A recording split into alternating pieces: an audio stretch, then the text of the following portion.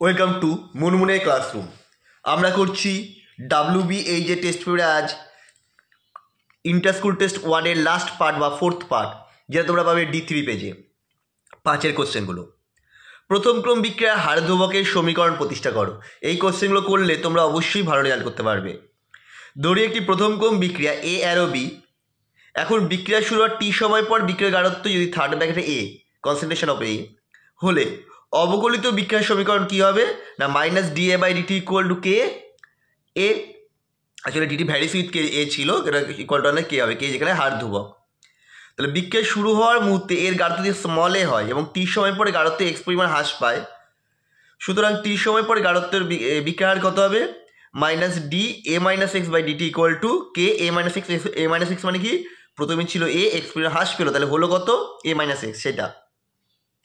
এবার আমি এতে করছি গুণাগুণি গুণ করবো dx/dt equal to K A-x বা dx/A-x ইকুয়াল টু কে ইন্টু ডিটি, কোনাকুনি গুণ হয়ে গেল। বোথ সাইডে ইন্টিগ্রেশন করে পাই ln, একটু তুলে নিই, ln A-x equal to kt plus Z, যেখানে জেড হচ্ছে সমাকল ধ্রুবক।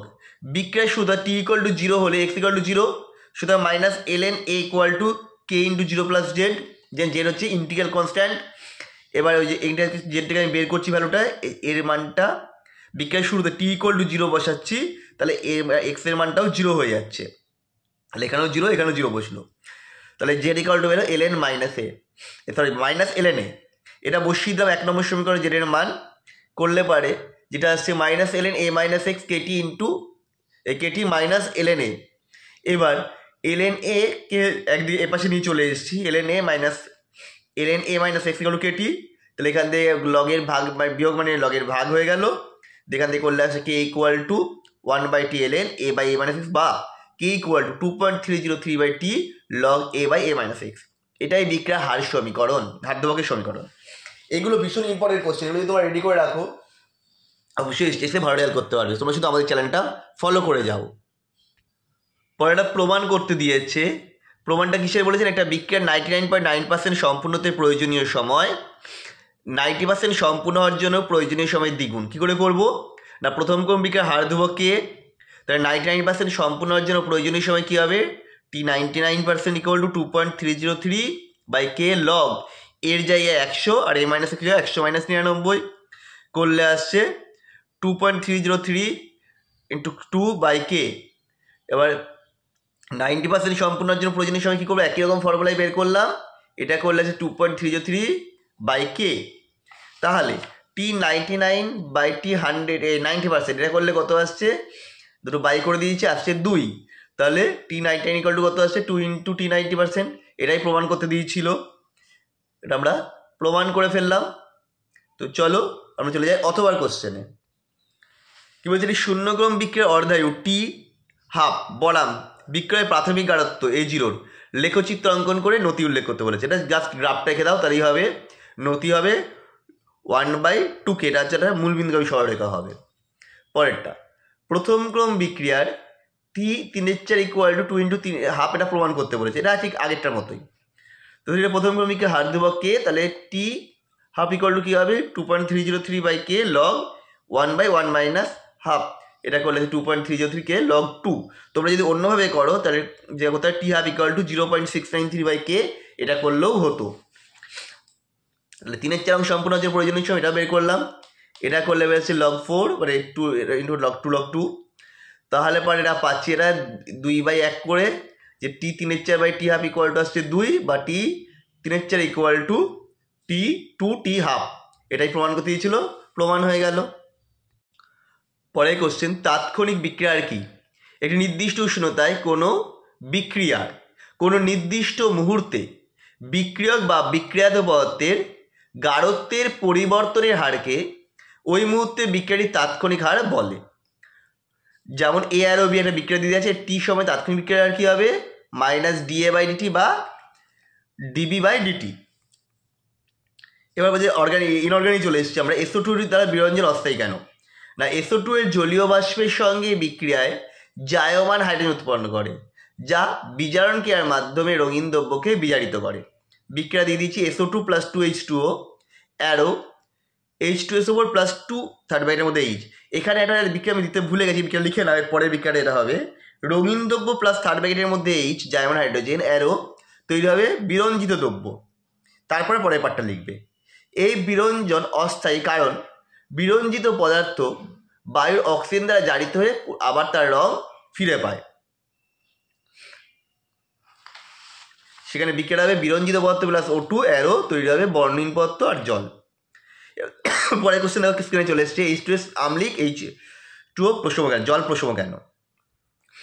অক্সিজেনের পরমাণুর আকার সালফার পরমাণু অপেক্ষা বড় এবং হওয়ায় O বন্ড H বন্ধন দৈর্ঘ্য বেশি হয়, বা ভুল বলছি, O বন্ড H বন্ধন কম হয়, তাই S বন্ড H বন্ধন শক্তি O বন্ড H বন্ধন শক্তি অপেক্ষা কম। ফলে S বন্ড H বন্ধন বিভাজনের প্রবণতা O বন্ড H বন্ধন বিভাজনের তুলনায় বেশি, কারণ ওটা বন্ধন শক্তি কম, তাতে ভেঙে যাবে।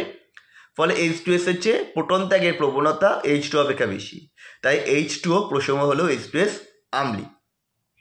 পরেরটা P4O10 এর গঠন বলেছে, দেখো আমরা গঠন স্ক্রিনে দিয়ে দিয়েছি ছবিটা, তোমরা স্ক্রিনশট তুলে নিতে পারো বা লিখে নাও ভিডিওটা পজ করে। আমরা চলে এসেছি লাস্ট পার্ট অর্গানিকে। উলফ কৃষ্ণার বিজারণ উদাহরণ চেয়েছে। দেখো অ্যাসটালডিহাইডকে পুরো হাইড্রোজেন দিয়েছি, অ্যাসটালডিহাইড হাইড্রোজেন তৈরি হয়েছে, একে KOH বা সোডিয়াম ইথক্সাইড দিয়ে গ্লাইকলের ইথিলিন গ্লাইকল উপস্থিতি 180 ইথেনকে হিট করলাম, তৈরি হলো ইথেন। পরেরটা ক্যানিজারো, ফর্মালডিহাইডকে 50% NOH দিয়েছি, তৈরি হচ্ছে সোডিয়াম ফর্মেট প্লাস মিথানল। এবার বলছে রূপান্তর করতে হবে, পরিবর্তন করতে। কীভাবে করবো এটা? খুব সহজ, আমি এটা দিয়ে দিয়েছি জিঙ্ক অ্যামালগাম গার্ডেসে ক্লিমিনেশন বিজারণ করেছি, হয়ে গেছে। পরেরটা প্রথমে যে ম্যান্ডেলিক অ্যাসিড তৈরি হবে বেঞ্জাল ডেট থেকে, প্রথমে HCN দিলাম, যুদ্ধ যৌগ তৈরি হলো, লঘু ছিল অম্লায়িত করলাম, ম্যান্ডেলিক অ্যাসিড পেয়ে গেলাম। পরেরটা পিনাকল বিক্রিয়া করলে হবে। অ্যাসিডনকে প্রথমে ম্যাগনেশিয়াম অ্যামালগাম দিয়ে বিক্রিয়া ঘটালাম, তৈরি হলো লঘু H2SO4 দিলে তৈরি হবে পিনাকলে। চলো পরের কোশ্চেন চলে যাই। পরের কোশ্চেন, ফর্মিক অ্যাসিড বিজারক কেন? ফর্মিক অ্যাসিডে কিটো গ্রুপের সাথে সরাসরি হাইড্রোজেন পরমাণু যুক্ত থাকে, ফলে ফর্মিক অ্যাসিড বিজারক দ্রব্য হিসাবে কাজ করে, ওই হাইড্রোজেনটাই ব্যবহার করে মাধ্যমে। পরেরটা দেখো, এ থেকে জেড শনাক্ত করতে বলেছে। প্রথমটাই আছে যেমন আছে বেঞ্জিক অ্যাসিডের সাথে CH2N2 দিয়ে জলীয় দ্রবণ দিয়ে যোগ করেছে, তৈরি হবে মিথাইল বেঞ্জয়েট A। পরেরটা হান্সলিকার বিক্রিয়া, তৈরি হবে CH3Br ব্রোমোমিথেন। তারপরেরটা হচ্ছে